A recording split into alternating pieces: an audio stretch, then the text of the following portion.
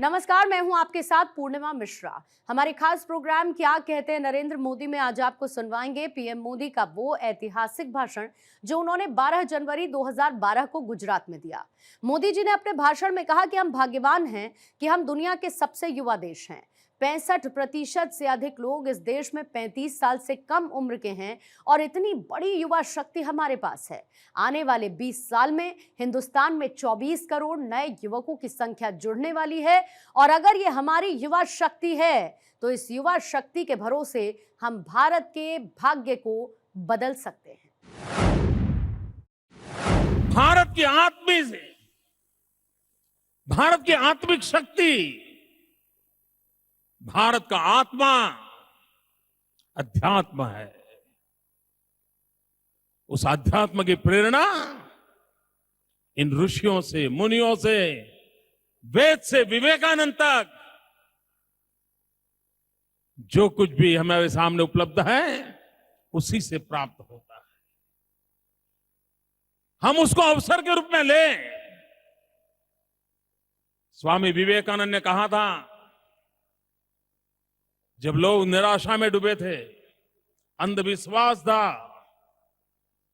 अस्पृश्यता, जातिवाद, इसका जहर फैला हुआ था, राजे रजवाड़े मार काट में लगे हुए थे, ऐसे समय उस अंधकार के काल में भी स्वामी विवेकानंद ने कहा था कि मैं मेरी आंखों से देख रहा हूं, मेरी भारत माता फिर एक बार जागृत हो गई है। मैं अपनी आंखों से देख रहा हूं कि मेरी भारत माता फिर एक बार जगत गुरु के स्थान पर विराजित होने वाली है। मैं मेरी आंखों से देख रहा हूं कि फिर एक बार पूरी मानव जात का कल्याण का काम यही मेरी भारत माता करने वाली है। ये विवेकानंद जी ने उस समय कहे हुए शब्द थे। आप कल्पना कर सकते हो। लेकिन क्या हम लोगों का दायित्व तो नहीं है कि स्वामी विवेकानंद ने जिस भारत मां के जागृत रूप को देखा था, उस जागृत रूप को पूरे परिपूर्ण करने का दायित्व इस पीढ़ी के नौजवानों का है, 21वीं सदी के हिंदुस्तान का है। भाइयों बहनों, हम भाग्यवान हैं, हम दुनिया के सबसे युवा देश है। हम दुनिया के सबसे युवा देश हैं। 65% से अधिक लोग इस देश में 35 साल से कम उम्र के हैं। कितनी बड़ी युवा शक्ति हमारे पास है। और आने वाले 20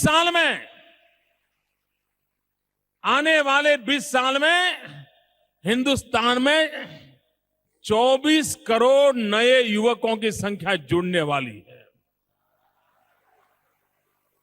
और दूसरी तरफ चीन में सिर्फ 2 करोड़ युवक बढ़ने वाले हैं और ब्राजील जैसे देश में सिर्फ 1 करोड़ बढ़ने वाले हैं। भारत की युवा शक्ति में आने वाले 20 वर्ष में 24 करोड़ युवकों का इजाफा होने वाला है। अगर ये हमारी युवा शक्ति है तो इस युवा शक्ति के भरोसे हम भारत के भाग्य को बदलने के लिए इस अवसर को चुने और स्वामी विवेकानंद की 150वीं जयंती से बढ़कर के कोई और अवसर नहीं हो सकता जो हमें कुछ करने की प्रेरणा दे। मित्रों, हर इंसान के मन में ईश्वर की प्राप्ति रहती है। विवेकानंद जी हमेशा कहते थे, सफलता का मंत्र देते हुए नौजवानों को कहते थे कि तुम्हें पागलपन सवार होना चाहिए, तुम्हें कुछ नहीं दिखना चाहिए, सिवाय अपने ध्येय के तुम्हारा समर्पण कहीं और होना नहीं चाहिए। एकमात्र लक्ष्य की ओर अपना समर्पण रहेगा। अगर तुम्हारा फोकस ठीक रहेगा और उसके पीछे जी जान से जुड़ जाओगे तो जीवन में तुम भी सफल हो सकते हो। ये विवेकानंद जी कहा करते थे। भाइयों बहनों, हम भी क्या अपने सपनों को पूरा करने के लिए उन महापुरुषों के शब्दों पर विश्वास करके अपने जीवन को अपने लक्ष्य की पूर्ति के लिए आहूत नहीं कर सकते? अगर हम सब मिलकर के भारत मां को जगत गुरु बनाने का सपना दे करके निकले और करोड़ों देशवासी अपने सपनों को आहूत कर दें, मित्रों, किसी की ताकत नहीं है कि हमें देश विश्व के जगत गुरु बनाने से रोक सकता है।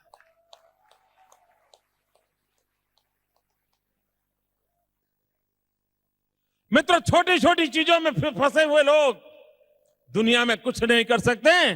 बहुत ही ऊंचे लक्ष्य रख करके चलने वाले लोग ही दुनिया में कुछ करके जाते हैं, दुनिया में बदल करके ला करके रहते हैं और दुनिया में परिवर्तन अपनी आंखों के सामने देख सकते हैं।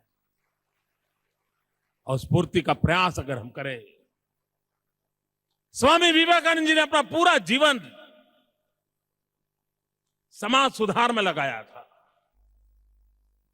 एक नौजवान जिसके मन में इच्छा जगती है ईश्वर की प्राप्ति की, परमात्मा के दर्शन के लिए, जो मिले जहां मिले हर किसी को नरेंद्र पूछता रहता है, क्या आपने ईश्वर को देखा है? कोई भी संत मिले, महात्मा मिले, आंख से आंख मिला करके नरेंद्र पूछता रहता था, क्या आपने मुझे जैसे देखते हो वैसे ईश्वर को देखा है? और अगर देखा है तो क्या आप मुझे ईश्वर दिखा सकते हो? ईश्वर को देखने की इतनी ललक थी, इतनी तड़प थी, इतना पागलपन था। जो मिले जहां मिले एक ही सवाल उठता था, अपनी मां से भी झगड़ा करते थे, अपनी मां से भी झगड़ा करते थे कि कोई तो मुझे दिखाओ ईश्वर है कहां, और ईश्वर के प्रति आशंका भी कर लेते थे। इतना भीतर से तूफान उड़ा था, पागलपन सवार हो गया था, ईश्वर को देखना है। और जब श्री श्री ठाकुर मिल गए, रामकृष्ण परमहंस मिल गए, उन्होंने कहा, हां, जैसे मेरी आंखों से मैं तुम्हें देखता हूं वैसे ही मैं ईश्वर को देखता हूं।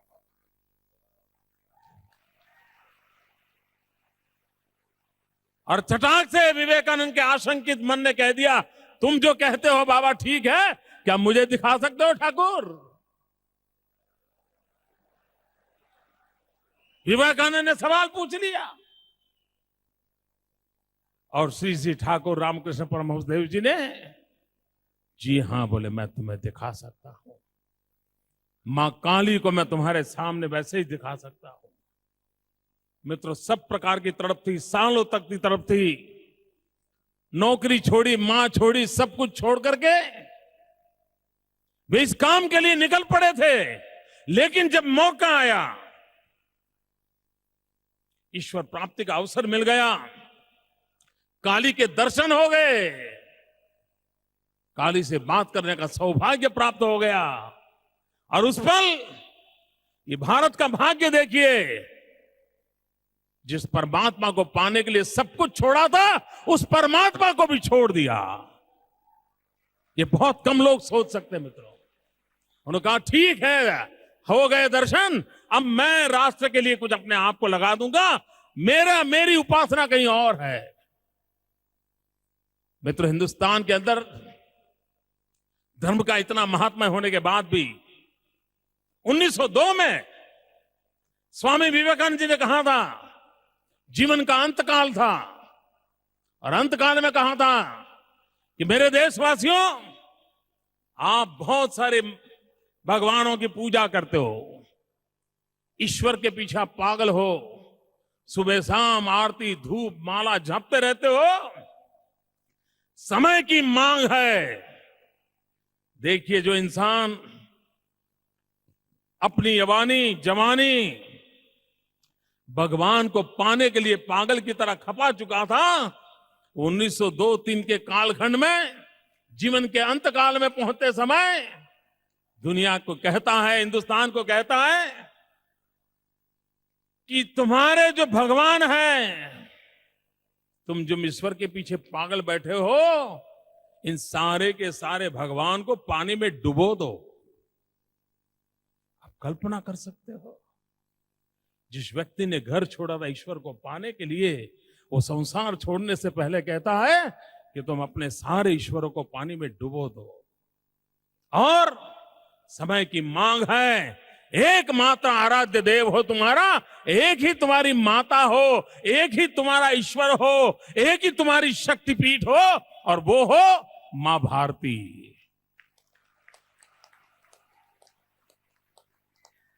तुम भारत मां की पूजा करो, सारे देवी देवताओं को डुबो दो। मित्रों, अध्यात्म की यात्रा कहां से कहां ले जाती है।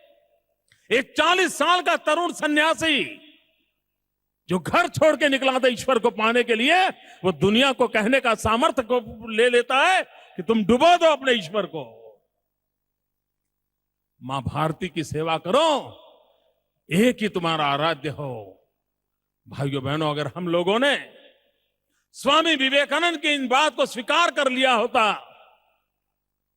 100 करोड़ के देशवासी मां भारती के लिए अपने आप को खपा देते, तो आज दुनिया के सबसे समृद्ध देशों में हम होते, दुनिया के सबसे सर्वोपरि देश में हम होते। क्या हम विवेकानंद के उन सपनों को पूरा नहीं कर सकते? हम तय करें दोस्तों, जिन्होंने अपना जीवन खपा दिया, आध्यात्मिक चेतना प्रगटाई थी, उनसे कुछ हम भी तो सीख सकते हैं। मित्रों, वो समय था ऊंच नीच, जातिवाद का जहर, स्पृश्य अस्पृश्य, किस प्रकार के हालत में जिंदगी गुजारी जाती थी। ये हिंदू समाज की विशेषता रही है कि हिंदू समाज के भीतर जब जब दोष पैदा हुए हैं, उसी की कोख से कोई न कोई सुधारक पैदा हुआ है। ये इसकी विशेषता है। और हम हजारों साल के हमारा लंबा आयुष है, उसका कारण भी यही है कि अगर बुराइयां आई तो हमारी बुराइयों को खत्म करने वाला भी हमारे भीतर पैदा होता है। अगर अस्पृश्यता आई तो ये नरसिंह मेहता पैदा हो जाता है, 400 साल पहले अस्पृश्यता के खिलाफ जंग खेलता है, और वो भी एक ब्राह्मण कुल में पैदा होता है, और वो भी नागर ब्राह्मण में। यही तो इस देश की विशेषता थी।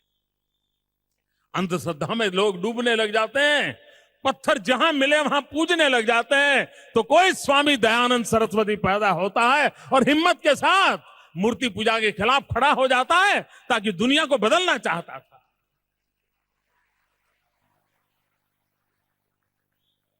कितना बड़ा सामर्थ्य था।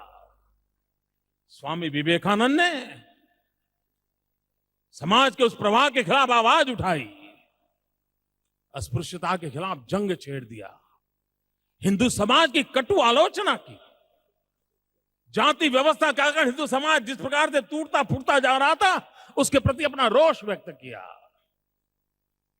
और विवेकानंद ने तो यहां तक कह दिया,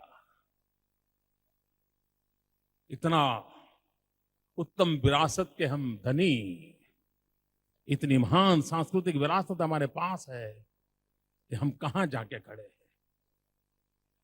हमने हमारे रिलीजन को, हमारी परंपराओं को, हमारे आध्यात्मिक जीवन को किचन में बंद कर दिया है। कब क्या खाना, इसी में हम लगे पड़े हैं। एकादशी को क्या खाना और पूर्णिमा को क्या नहीं खाना, ये हमने हमारे आध्यात्मिक विरासत को हमने ही अपने चोट पहुंचाई है। मित्रों, ये कहने का सामर्थ्य स्वामी विवेकानंद में था। वे रिफॉर्मिस्ट थे, ये परिवर्तन के पक्षकार रहे हैं। जब वो भारत भ्रमण के लिए चले, सोमनाथ की धरती पर आए थे।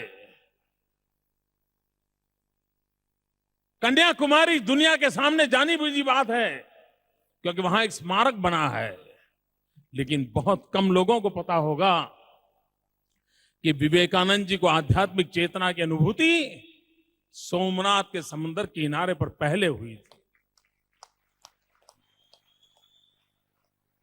वो भारत भ्रमण करने के लिए निकले, पूरे हिंदुस्तान में सभी राज्यों में उन्होंने दौरा किया, लेकिन सबसे ज्यादा समय वो गुजरात में रहे थे।